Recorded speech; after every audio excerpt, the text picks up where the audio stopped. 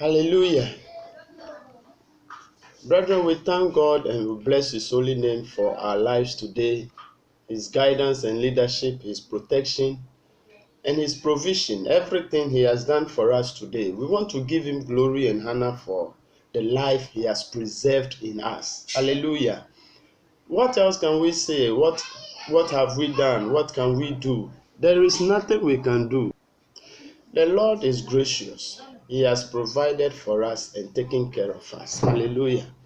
And so, therefore, what else will we do than to give Him glory and honor for the life He has preserved in us? Amen. I thank God that we are meeting today through this medium once again. I will keep on coming to you every day in order to share the word of God with you. The Bible says that the word of God is a light unto our path. And so, every day as we make our journey, as we travel in this world, as we take journey towards the kingdom of God, it is the word of God that will be leading us, will be shining on our paths, so that we will be able to see our paths well, that we will get to the place where we are going. And so you and I, we need the word of God. That is why daily we have to invest our time into the word of God, so that we will be able to get to where we are going. And today I am sharing with you that faith has something to do with our prayers. Faith affects our prayers so much. So if we are praying and we are not adding faith, or we don't have faith and yet we are praying, our prayers will not be answered. We need faith for an answered prayer. So when you pray, pray with faith. When you pray, have faith that what you have asked has been done. Hallelujah. And it shall surely be done. And so prayers helps our prayers, faith helps our prayers to be answered. Amen. Look at what Jesus said in the book of Mark chapter 11, verse 22 to 24. Mark 11, 22 to 24, about faith. It says, "And Jesus answering said unto them, Have faith in God. For verily I say unto you, that whosoever shall say unto this mountain, Be thou removed, and be thou cast into the sea, and shall not doubt in his heart, but shall believe that those things which he saith shall come to pass, he shall have whatsoever he saith. Therefore I say unto you, what things soever you desire, when ye pray, believe that ye receive them, and ye shall have them." Hallelujah. Many people are praying a whole lot of prayers, but they are not receiving answers. I'm telling you, if you are such a person, then check your faith.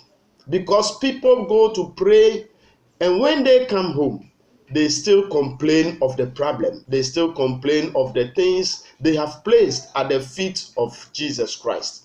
Hallelujah. Don't ever complain. Don't ever think of it. The very moment you pray about it and you hand over everything to God, don't think about it anymore. Leave all your problems at the feet of Jesus Christ, and He will answer it. It says, "Come unto me, all ye that are heavy laden, and I will give you rest." And so when you get to Christ, when you pray, add faith. Have faith that whatever you have prayed about, you will surely receive an answer. Hallelujah. And so today I'm telling you, just like we have been saying on the book of Acts, you need faith. I don't know what you are looking for. I don't know what you have been praying for and you are not receiving answers. Look at the way the disciples were working based on their faith in Christ Jesus. And everything they wish, everything they pray about. In fact, the book of Acts unfolds the different ways that God or the Holy Spirit deals with men. Hallelujah. So you and I, our faith will give us the chance to operate the way the Holy Spirit wants us to pray and to operate. And so don't give up on your faith. Hold on to your faith. Like I said, whatever you wish to have, when you pray, believe that you have it. So for with faith, you will be able to receive from the spiritual realm into the physical realm. May the Lord bless you and keep you and make you great in Jesus' mighty name. Precious Lord, I commit every viewer, every hearer into thy hands. I pray that you will put up your righteous right hand over their lives.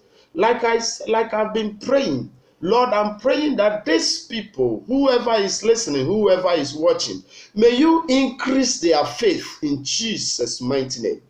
Everything that the enemy does to fight against our faith, so that we will not be able to receive the answers to our prayers, I pray in the name of Jesus and come against every plan of the enemy, every weapon that rises against our faith.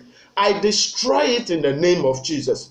I break loose every power of darkness that is always unleashed against our faith, so that when we pray, we don't receive the answers to our prayers. Holy Spirit, may your name alone be glorified in Jesus' mighty name. You who is watching, I pray that your faith will be raised. In the book of Acts, let us look at how the work unfolds. The Holy Spirit backing the people with their speech, with their actions and things that they were doing, or the Holy Spirit backing them. Let's go into the book of Acts, chapter 7. And the high priest said, "Are these things so?" And Stephen said, "Brothers and fathers, hear me. The God of glory appeared to our father Abraham when he was in Mesopotamia, before he lived in Haran, and said to him, 'Go out from your land and from your kindred, and go into the land that I will show you.' Then he went out from the land of the Chaldeans and lived in Haran. And after his father died, God removed him from there into the land in which you are now living.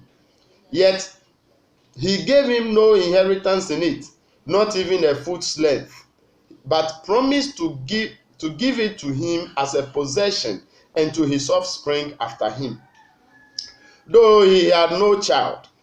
And God spoke to this effect, that his offspring will be sojourners in the land belonging to others, who would enslave them and afflict them for 400 years. But I will judge the nation that they serve, said God, and after that they shall come out and worship me in this place. And he gave him the covenant of circumcision. And so Abraham became the father of Isaac, and circumcised him on the 8th day. And Isaac became the father of Jacob, and Jacob the 12 patriarchs. And the patriarchs, jealous of Joseph, sold him into Egypt. But God was with him and rescued him out of all his afflictions, and gave him favor and wisdom before Pharaoh, king of Egypt, who made him ruler over Egypt and over all his household.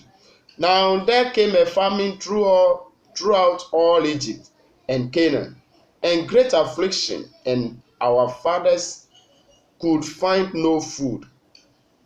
But when Jacob heard that there was grain in Egypt, he sent out our fathers on their first visit. And on the second visit, Joseph made himself known to his brothers, and Joseph's family became known to Pharaoh.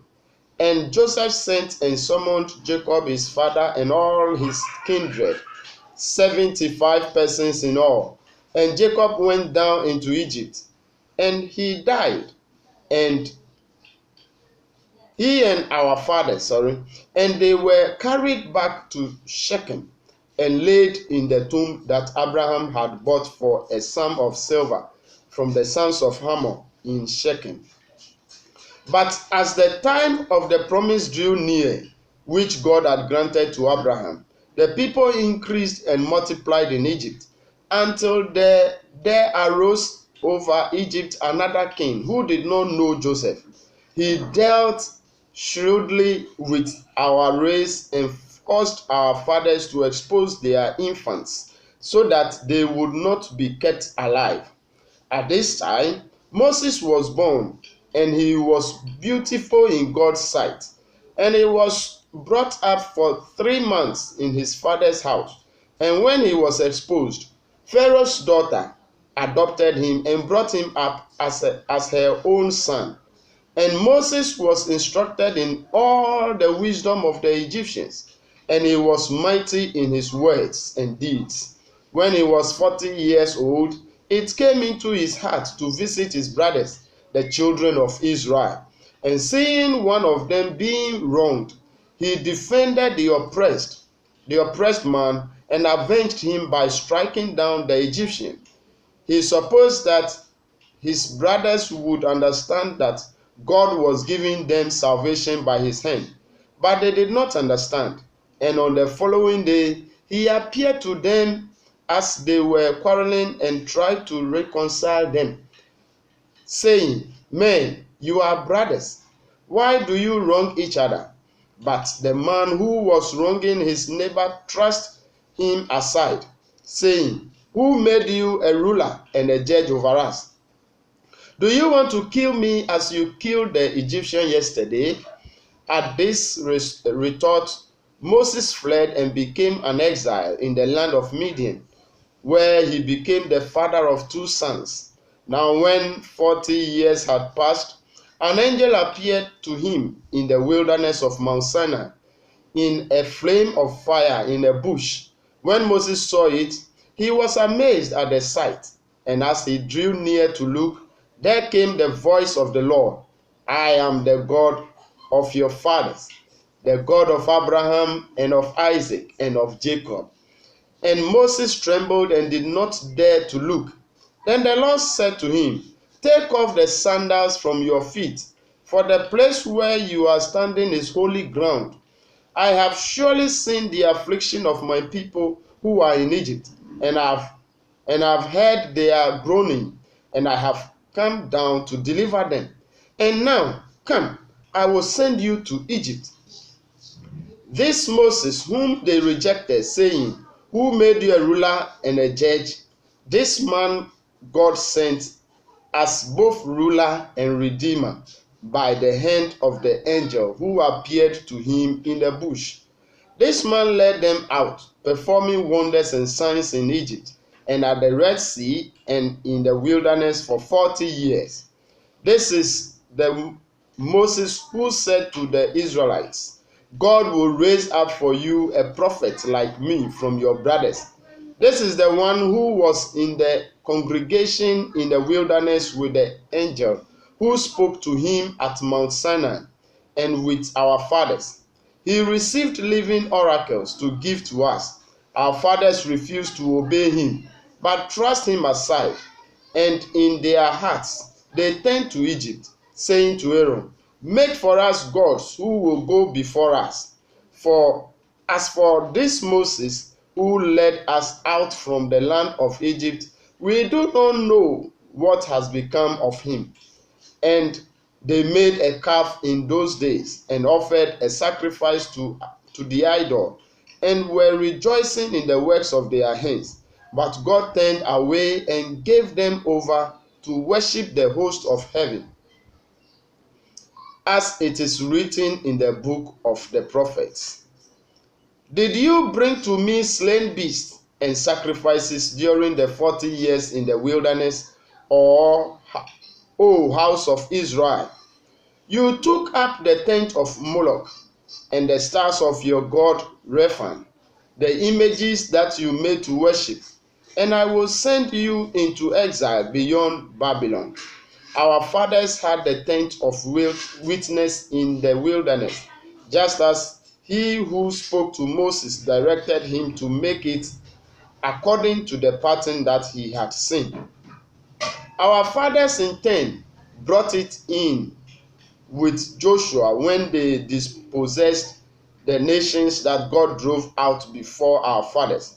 So it was until the days of David, who found favor in the sight of God and asked to find a dwelling place for the God of Jacob. But it was Solomon who built a house for him. Yet the Most High does not dwell in houses made by hands, as the prophet says, "Heaven is my throne and the earth is my footstool. What kind of house will you build for me, says the Lord? Or what is the place of my rest? Did not my hand make all these things? You stiff-necked people, uncircumcised in heart and ears. You always resist the Holy Spirit, as your fathers did, so do you. Which of the prophets did your fathers not persecute? And they killed those who announced beforehand the coming of the righteous one, whom you have now betrayed and murdered. You who received the law as delivered by angels and did not keep it." Verse 54. Now when they heard these things, they were enraged, and they ground their teeth at him. But he, full of the Holy Spirit, gazed into heaven and saw the glory of God, and Jesus standing at the right hand of God. And he said, "Behold, I see the heavens opened, and the Son of Man standing at the right hand of God." But they cried out with a loud voice and stopped their ears and rushed together at him. Then they cast him out of the city and stoned him. And the witnesses laid down their garments at the feet of a young man named Saul. And as they were stoning Stephen, he called out, "Lord Jesus, receive my spirit." And falling to his knees, he cried out with a loud voice, "Lord, do not hold this sin against them." And when he had said this, he fell asleep. Chapter 8. And Saul approved of his execution, and there arose on that day a great persecution against the church in Jerusalem, and they were all scattered throughout the regions of Judea and Samaria, except the apostles. Devout men buried Stephen and made great lamentation over him. But Saul was ravaging the church, and entering house after house, he dragged off men and women and committed them to prison. Now those who were scattered went about preaching the word. Philip went down to the city of Samaria and proclaimed to them the Christ. And the crowds with one accord paid attention to what was being said by Philip when they heard him and saw the signs that he did. For unclean spirits, crying out with a loud voice, came out of many who had them, and many who were paralyzed or lame were healed. So there was much joy in that city. But there was a man named Simon, who had previously practiced magic in the city and amazed the people of Samaria, saying that he himself was somebody great. They all paid attention to him, from the least to the greatest, saying, "This man is the power of God that is called great." And they paid attention to him because for a long time he had amazed them with his magic. But when they believed Philip as he preached good news about the kingdom of God and the name of Jesus Christ, they were baptized, both men and women. Even Simon himself believed. And after being baptized, he continued with Philip.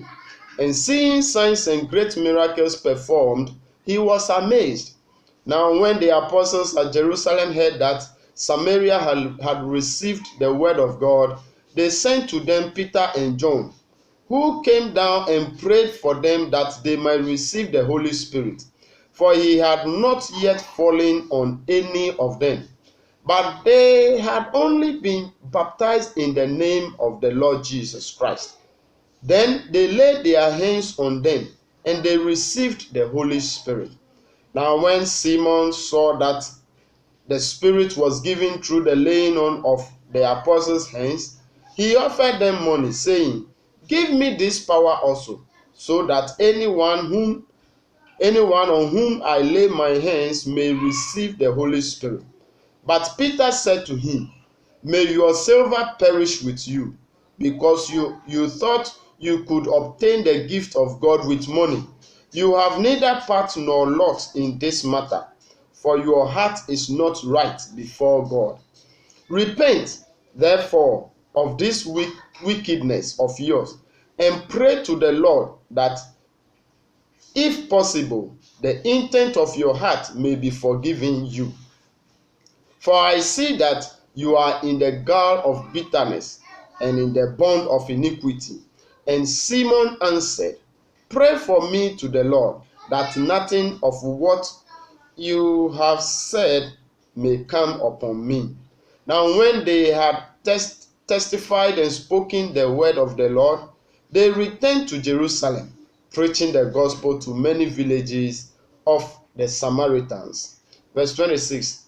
Now an angel of the Lord said to Philip, "Rise and go toward the south to the road that goes down from Jerusalem to Gaza." This is a desert place, or a desert place. And he rose and went, and there was an Ethiopian, a eunuch, a court official of Candace, queen of the Ethiopians, who was in charge of all her treasure. He had come to Jerusalem to worship, and was returning, seated in his chariot, and he was reading the prophet Isaiah. And the Spirit said to Philip, "Go over and join this chariot." So Philip ran to him and heard him reading Isaiah the prophet, and asked, "Do you understand what you are reading?" And he said, "How can I, unless someone guides me?" And he invited Philip to come up and sit with him. Now the passage of the scripture that he was reading was this: "Like a sheep he was led to the slaughter, and like a lamb before its shearer is silent, so he opens not his mouth. In his humiliation, justice was denied him. Who can describe his generation? For this life is taken away from the earth." For his life is taken away from the earth. And the eunuch said to Philip, "About whom, I ask you, does the prophet say this? About himself or about someone else?" Then Philip opened his mouth, and beginning with this scripture, he told him the good news about Jesus. And as they were going along the road, they came to some water. And the eunuch said, "See, here is water. What prevents me from being baptized?" And he commanded the chariot to stop. And they both went down into the water, Philip and the eunuch, and he baptized him. And when they came up out of the water, the Spirit of the Lord carried Philip away, and the eunuch saw him no more, and went on his way rejoicing. But Philip found himself at Azotus, and as he passed through, he preached the gospel to all the towns until he came to Caesarea. Hallelujah. This is the word of God. We are seeing how Philip was able to preach the gospel to the eunuch. We also saw how Stephen was able to resist, or he was able to stand even when the people were stoning him. And we saw Paul, who was standing there when he was killed. But then all these people, the Holy Spirit touched them. The Holy Spirit was with Stephen. The Holy Spirit was with Philip. And very soon we will hear of Paul as well. Let us keep reading the Bible. Let us keep our faith in the word of God. And I tell you, the Lord will visit you one day. May the Lord bless you and keep you and make you great in Jesus' name. Precious Lord, I pray for every hearer and every viewer. I pray that your presence will be with him. I pray for your upkeep upon their lives. that by tomorrow, by this time, we will meet again. In Jesus' mighty name, amen. Brethren, I want you to subscribe at YouTube, share the videos, and then leave a comment for us. Tell us how you are being blessed. May the Lord bless you and keep you. Tomorrow, make a date with me again, and let's read the word of God. May the Lord bless you and keep you. May He shine His face upon you in the name of Jesus. Let us meet once again tomorrow. Stay blessed. Bye-bye.